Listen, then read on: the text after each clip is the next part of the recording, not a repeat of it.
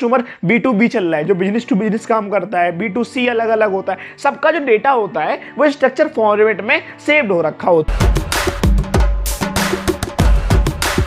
Hello दोस्तों, आपका स्वागत है स्किल 02 पर यूट्यूब चैनल पर। मैं भय गुप्ता आपका स्वागत करता हूं और आज लेक्चर 2 की बात करते हैं DBMS के अंदर। आज हम क्या पढ़ने वाले हैं? आज का जो हमारा टॉपिक है वो टॉपिक है कि introduction of database management system.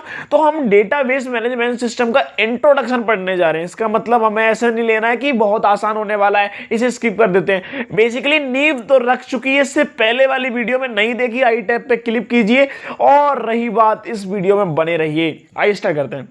तो डेटाबेस को पढ़ने से पहले हमें इंट्रोडक्शन ऑफ डेटाबेस मैनेजमेंट पढ़ने से पहले अभी मैनेजमेंट को भूल जाते हैं, हम डेटाबेस को पढ़ेंगे। तो डेटाबेस सिस्टम होता क्या है? डेटाबेस सिस्टम जो हम पढ़ते हैं वो डिवाइडेड है 2 पार्ट्स में। किस पार्ट्स में? 2 पार्ट्स में। एक तो हमारा डेटाबेस हो जाता है, दूसरा हो जाता है डेटाबेस मैनेजमेंट सिस्टम, DBMS। अब जब डेटाबेस की बात आती है तो डेटाबेस जो हमारा होता है, और पहली बात सुन लीजिए, डेटाबेस के बिना हम मैनेज करेंगे किसे? तो डेटाबेस बहुत इंपॉर्टेंट पार्ट है और मैनेजमेंट जो सिस्टम आ जाता है जिसके साथ डेटाबेस मैनेजमेंट सिस्टम लगता है, वो पार्ट सेकेंडरी होता है। फर्स्ट तो डेटा कलेक्शन होना चाहिए ना, तो उस डेटा को हम कैसे फ्रेम करते हैं, कैसे स्ट्रक्चर में रखते हैं और कैसे उस डेटा को मैनिपुलेट करते हैं, कुछ ऑपरेशन लगाते हैं, क्या क्या ऑपरेशन लगते हैं। बेसिकली मैं आपको टाइम वेस्ट नहीं करना चाह रहा हूं, पर जो ऑपरेशन लगते हैं, इंसर्शन होता है, डिलीशन होता है और हमारा क्या होता है? अपडेशन। हम देखो कुछ भी डेटा हो, हम क्या अपडेट करना चाहेंगे, डिलीट करना चाहेंगे या फिर कुछ उसके अंदर एडिशन ऐड करना चाहते हैं। तो आइए स्टार्ट करते हैं। एक होता है स्ट्रक्चर्ड डेटा, एक होता है अनस्ट्रक्चर्ड डेटा, एक सेमी स्ट्रक्चर्ड डेटा भी होता है जो आपने पढ़ा होगा। पर semi structured data as such हमें पढ़ने की जरूरत नहीं है और ना ही हमें क्वेश्चन पूछे जाते हैं। और अभी भी आपको लगता है कि मुझे डीप नॉलेज नहीं मिल पा रही है, तो आप एक काम कर सकते हैं, W3 स्कूल्स पे आप पढ़ सकते हैं और जल्दी हमारी भी साइट लॉन्च होने वाली है, उस साइट पे भी जाके आप पढ़ सकते हैं। तो बारी आती है स्ट्रक्चर डेटा। तो स्ट्रक्चर डेटा को आप कैसे समझ सकते हैं? स्ट्रक्चर डेटा को आपको मैं समझाने से पहले मैं आपको एक बहुत बड़ा जो लूप होल है और जो चीज़ है इंटरेस्टिंग है जो आपको समझाना चाहता हूं। अनस्ट्रक्चर डेटा जो होता है वो 90% यूज होता है हमारी लाइफ में, 90%, और जो स्ट्रक्चर डेटा होता है वो 10% होता है। पर आप याद रखिए हमारा मेन फोकस रहेगा स्ट्रक्चर डेटा पे। हम जब बारी आती है, हम डेटा स्ट्रक्चर भी पढ़ रहे हैं, तो उसके अंदर हम क्या कर रहे हैं? डेटा को स्ट्रक्चर ही तो कर रहे हैं, तो हमें 10% भारी पड़ रहा है देन कंपेयर 90%। ऐसा नहीं 90% डेटा जो खराब है। अब जो वेब पेज होते, चलो आप एक काम करते हैं, अनस्ट्रक्चर को भी पहले समझ लेते हैं। हमारा स्किल्स 021 चैनल है, उसी हिसाब से चलते हैं, जीरो से पढ़ते हैं। तो अनस्ट्रक्चर डेटा 90% क्यों यूज होता है मैं आपको समझा देता हूं। हम जर्नली जब भी रहते हैं, अभी आप थोड़े से टेक फील्ड और स्टूडेंट की लाइफ से हट जाइए, आप एक काम करते हैं, हम नॉर्मल पर्सन तरीके से गूगल पे गए, गूगल पे जाके हमने कुछ भी सर्च किया, काफी सारी वेबसाइट्स आती हैं। उस वेबसाइट में हमने कोई वेबसाइट क्लिक करी, उस वेबसाइट को जब हम खोलते हैं तो उसका फॉर्मेट जो होता है, अब दूसरी वेबसाइट खोलेंगे, सबका डिफरेंट होता है। अब देखो, जब भी हम HTML सीखने जाते हैं, और जो HTML जाता है वेब डेवलपमेंट के अंदर आता है, हम जब वेब डेवलपमेंट करने जाते हैं तो उसके अंदर जो भी हम चीजें बनाते हैं, भले हम कहीं चीटिंग करके बना रहे हो या फिर खुद बना रहे हैं सेल्फ प्रैक्टिस के, क्या सारा स्ट्रक्चर सेम लेते हैं? हाँ, फॉर्मेटिंग सेम होती है, हमें पता होता है एंकर टेक्स्ट कहां लगेगा, लिंक वाला कहां लगेगा, इमेज का कहां लगेगा, कॉपी कहां लगेगा, ऑडियो। पर हम क्या सब सेम रख के चलते हैं या कहीं फॉर्मूला लगा हुआ है, कहीं ऐसा स्ट्रक्चर हमें प्रोवाइड किया गया है कि इमेज ऊपर ही रहेगी, उसके नीचे टेक्स्ट रहेंगे, उसके नीचे ये रहेगा, ऐसा कहीं बताया गया? नहीं बताया गया। तो ये क्या है? अनस्ट्रक्चर्ड है। पर चीजें तो हमें बताई जाती है कि हमें ये यूज करना है, पर ये कंपलसरी कहीं नहीं होता कि हमें कहां पे क्या यूज करना। तो उसके अंदर आता है अनस्ट्रक्चर्ड डेटा। जैसे मैंने एग्जांपल लिख रखा है, डेटा लिख दिया है यहां, वेब पेज हो गया, वेब डेवलपमेंट के अंदर ही चीजें जो होती हैं, और भी काफी चीजें जो आपको एक्सप्लोर करनी चाहिए, वीडियो के ऊपर डिपेंड नहीं रहना चाहिए, आपको इंडिपेंडेंट डेटा बनना है। जैसे मैंने आपको फाइल सिस्टम में बताया था, इससे पहले हम फाइल सिस्टम यूज करते थे, आपको नहीं पता है और आपको इतनी जानना है, और फाइल सिस्टम के अंदर क्या ड्रॉबैक थे, क्यों हमें DBMS में स्विच करना हुआ, तो आई टैब पे क्लिक कीजिए, वीडियो आ रही है उसे देखिए, इसके बाद देख लीजिए, कोई दिक्कत नहीं, पर उसे देखना मैं बोलूंगा 90% इंपॉर्टेंट है देन कंपेयर दिस वीडियो। अब इस वीडियो को 10% देख लो, उसके बाद उसे देखोगे और उसके देखने के बाद इस वीडियो देखोगे, तो मैं बोलूंगा आपकी फुलफिलमेंट जो होगी ना अलग ही लेवल की होगी। अब बारी आती है अब स्ट्रक्चर डेटा की, स्ट्रक्चर डेटा वो होता है जिसके अंदर क्या होता है, एक स्ट्रक्चर, एक फॉर्मेट मिलता है। हम कॉलेज के अंदर जाते हैं, हम एक यूनिवर्सिटी के अंदर जाते हैं, तो उसके वहाँ पे स्ट्रक्चर होता है ना, फीस स्ट्रक्चर अलग होता है। आपने फीस स्ट्रक्चर के नाम से आप जनरल रिलेट कर पाएंगे, और ऐसे भी रिलेट नहीं कर पा रहे तो आपको एक एग्जाम जब होते हैं उसके बाद रिपोर्ट कार्ड मिलता है, वो एक स्ट्रक्चर फॉर्मेट में होता है ना। एक रो होती है, उसके अंदर सीरियल नंबर लिखे होते हैं, दूसरी रो होती है सब्जेक्ट लिखे होते हैं, तीसरी रो जो हमें कतई पसंद नहीं उसमें हमारे मार्क्स लिखे हुए होते हैं। वो सारी चीजें लिखनी होती हैं, वो एक स्ट्रक्चर फॉर्मेट में दी जाती है, तो उसी को हम बोलते हैं स्ट्रक्चर डेटा। हमें यूनिवर्सिटी का डेटा रखना है, हमें स्टूडेंट का डेटा रखना है, रजिस्ट्रेशन जो कर रहे हैं उनका रखना है, जो रजिस्ट्रेशन बच्चे एक बार वेबसाइट पे आए उनकी भी डेटा होता है, आपके पास फॉलोअप आता है, आपके पास कॉल आता है ना, वो with the help of data structure data के थ्रू आता है। स्ट्रक्चर डेटा नहीं होगा तो मान लो कोई जो बच्चा पहले से इनरोल्ड है और जो बच्चा इनरोल करना चाह रहा है, कुछ बच्चे सिर्फ वेबसाइट पे आए हैं, जो विजिट करे हैं, तो आप बताओ मुझे, आप क्या सबको सेम फॉलोअप करोगे? जो कॉलेज में पढ़ रहा है उसे फालतू में डिस्टर्ब क्यों करोगे? उसने तो एडमिशन ले लिया है ना, और जिसने एडमिशन नहीं लिया उसे आप फॉलोअप करोगे ना। Come in my college, this faculties are there, ये सब सारी चीजें आपको अवेलेबल मिलेंगी, विद इन अ मिनट मिलेंगी, स्मार्ट रूम अच्छे होंगे, भले वो बाद में कैसे निकलते हैं आप कमेंट सेक्शन बताइए, आप किस कॉलेज में पढ़ रहे हो, क्या क्या आपके साथ हुआ है।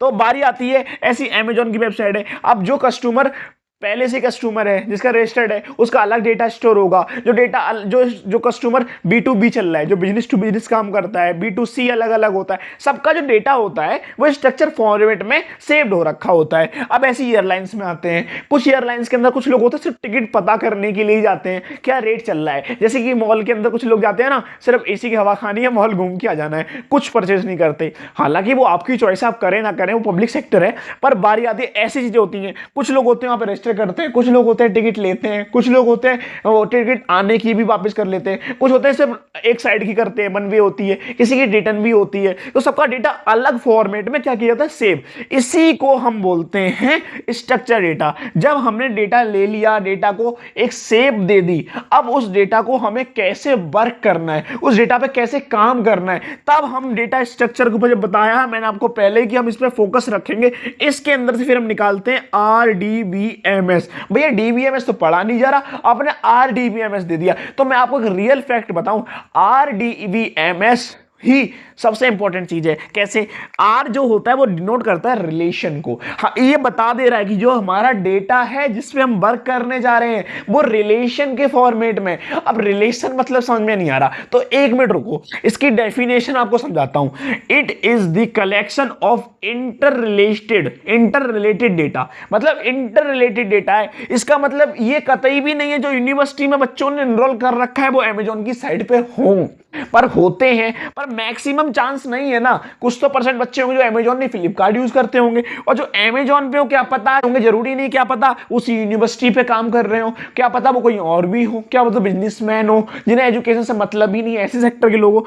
तो इंटर रिलेटेड मतलब ये है कि जो एक पार्टिकुलर जो चीज की बात हो रही है, वो यूनिवर्सिटी की बात हो रही है, उसके अंदर इंटर रिलेटेड। जैसे कि कैसे बोल सकते हो, यूनिवर्सिटी के अंदर जो डीन होगा, पूरे एसोसिएशन का डीन होगा, फिर एक सब डिवाइड किए जाते हैं, सब अलग अलग डिपार्टमेंट के HODs होते हैं, डिप्टी HOD होते हैं, ये सब इंटरकनेक्टेड होते हैं ना एक दूसरे से, क्या क्या चल रहा है क्या नहीं चल रहा है, तो वो एक अपने डिपार्टमेंट में है। एक बच्चा है काफी सारे कोर्सेज पढ़ रहा है, एक बच्चा होता है जिसने मान लो CSE कोर ले रखी है, पर CSE कोर लेने से काम नहीं बनता, उसके अंदर सब डिवीजन है कि उसका ये सब्जेक्ट है, ये वाला सब्जेक्ट है, पर ये सारे सब्जेक्ट हैं। उसके बाद जो बच्चे के मार्क्स चलाने हैं तो क्या सारे टीचर अलग बच्चे का नाम लिखते हैं? एक टीचर ने मान लो लिस्ट बनाई, लिस्ट आई, उस लिस्ट के अंदर डाल दिया, अब ऊपर ही चेंज करते हैं। जैसे स्टूडेंट की लिस्ट बनाते हैं टीचर, तो सारे स्टूडेंट की जो लिस्ट होती है रोल नंबर वाइज लिखते हैं, क्या सब अलग अलग बनाते हैं? सब सेम बनाते हैं, सारा डेटा इंटरकनेक्टेड है, बस सिलेबस का नाम चेंज है, बस जो सब्जेक्ट का नेम चेंज है। ऐसे ही जब हम लैब फाइल बनाते हैं तो लैब फाइल का जो बेसिकली हम लैब फाइल तो पूरी कॉपी मारते हैं, पर एक एग्जांपल लेते हैं। जब लैब फाइल होता है, सीरियल नंबर ये रहे, इसके बाद नेम ऑफ एक्सपेरिमेंट होते हैं, डेट होते हैं, देखो डेट हमारी अलग होती है, साइन टीचर के सेम होते हैं। तो क्या इसके अंदर जो ये बच्चे होते हैं क्या सब अलग अलग लिखते हैं? एक ही तो फॉर्मेट उठा लेते हैं कि सारे डेटा इंटरकनेक्टेड है, सारे बच्चों का 70-80 बच्चों का सबको सेम ही प्रोग्राम करना है, बस डिफरेंट क्या होता है, टीचर के सिग्नेचर को हम कॉपी नहीं कर सकते, सारा कुछ कॉपी मार देते हैं। तो हमारी बात क्या, टीचर को क्या बोलते हैं, टीचर को दिक्कत नहीं होती, एक ही चीज फॉर्मेट सेव आया तो उसे हर एक चीज पढ़नी ही पड़ेगी, तो इससे क्या हो रहा है, टाइम बच रहा है। है। इससे पहले क्या हो रहा था, हम जब फाइल बढ़ रहे थे उसमें टाइम नहीं बच रहा था, इससे टाइम बच रहा है और स्पेस की दिक्कत कम हो रही है। अब एक सारे बच्चे एक ही प्रोग्राम को रन करेंगे, उस प्रोग्राम को जो नेम है हम शॉर्ट नेम से भी जान सकते हैं। मान लो हमने XYZ करके शॉर्ट नेम बना लिया, दूसरे ने भी XYZ यूज किया, पर सबको पता है ना XYZ की फुल फॉर्म क्या होती है, लोकल एरिया में पता चल गई ना। तो इसी को हम बात कर दी इंटरकनेक्टेड होता है। It is the collection of inter related data. अब जब इंटर रिलेटेड डेटा पता चल गया, जब हम इसके अंदर किसके बारे में बात कर रहे थे, रिलेशन, तो रिलेशन यही बताना चाह रहा है, इस डेटा को हमने एक रिलेशन के फॉर्मेट में बनाया है। इस रिलेशन के अंदर बारी आती है, तो हम जब रिलेशन की बात करते हैं तो रिलेशन रिप्रेजेंट कर रही होती है टेबल को। अब आप टेबल तो जानते होंगे, ऐसा नहीं मानूंगा कि आपको टेबल नहीं पता, और नहीं पता तो मैं आपको एग्जांपल देता हूं। एक्सेल सीट चलाइए, वो टेबल की फॉर्मेट में होती है, जहां रो और कॉलम की बात हो रही हो। आपने कभी एक बात ध्यान रखना, आपने जब भी पढ़ाई करने जाते हो, आप 10th क्लास या 12th क्लास में पढ़ा होगा, मैट्रिक्स पढ़ा है, तो मैट्रिक्स रो एंड कॉलम में होती है। तो उसी को स्टैंडर्ड वे में हमने रिलेशन बता रखा है। आपको यहां मैंने एग्जांपल भी दे रखा है, देखो यहां काफी सारी रो है, कॉलम है, तो हमने एक मैट्रिक्स बनाया है। अब इस मैट्रिक्स को भूल जाते हैं सिंपल तरीके से। मान लो कोई साइंस बैकग्राउंड का बच्चा ही नहीं है, मैथमेटिक्स का भी नहीं है, तो एक टेबल होती है, रिपोर्ट कार्ड आता है ना, वो टेबल फॉर्मेट में ही होता है, उसे तो आप कभी भूल ही नहीं सकते। अब बारी आती है, इसके अंदर मैंने ऑपरेशंस बताए थे आपको, इंसर्शन कर सकते हैं, डिलीशन कर सकते हैं, अपडेशन कर सकते हैं, और भी कुछ है, वो आगे वाली वीडियो में आने वाला है ना। अब बारी आती है DBMS में। इसके SQL सर्वर हो गया, जो मतलब माइक्रोसॉफ्ट यूज करता है, SQL होता है, MySQL बोल देते हैं, SQL भी बोलते हैं, इसे ऑरेकल के अंदर ही होता है। DB2 हो गया, IBM यूज कर रहा है, ऑरेकल के कुछ वर्जन होते हैं, I1 I2, मतलब ये सारे मैनेजमेंट के सिस्टम है जो DBMS बन जाते हैं। ये प्रोसेस के बाद इस प्रोसेस की बारी आती है, first needed this and then go this. तो ये हमारी चीजें हैं, ये हमें आनी चाहिए। और हाँ, एक इंपॉर्टेंट पॉइंट था जो आपको शेयर करना था, इससे पहले मैंने आपको एक सजेशन दिया था कि 6 दिन के अंदर हम DBMS खत्म कर देंगे, पर उसको मैं रिकरेक्ट करना चाहता हूं। ऐसा नहीं कर नहीं सकते, कर सकते हैं, एब्सोल्युटली कर सकते हैं, पर जो वीडियो है वो बड़ी हो जा रही थी, तो बड़ी वीडियो के बाद क्या होता, हमारा फोकस नहीं बनता। तो मैंने काम किया है, एक टॉपिक उठाएंगे, भले एक दिन के अंदर 5 वीडियो भी आ सकती है, 4 वीडियो भी आ सकती है, तो आपकी प्लेलिस्ट बन जाएगी। आप जल्दी जल्दी देखिए ना, अच्छे से पढ़िए, आपके एग्जाम आने वाले हैं, तो प्रैक्टिस करते रहिए और कीप लर्निंग, कीप ग्रोइंग। मिलते हैं नेक्स्ट वीडियो में। जय हिंद, जय भारत।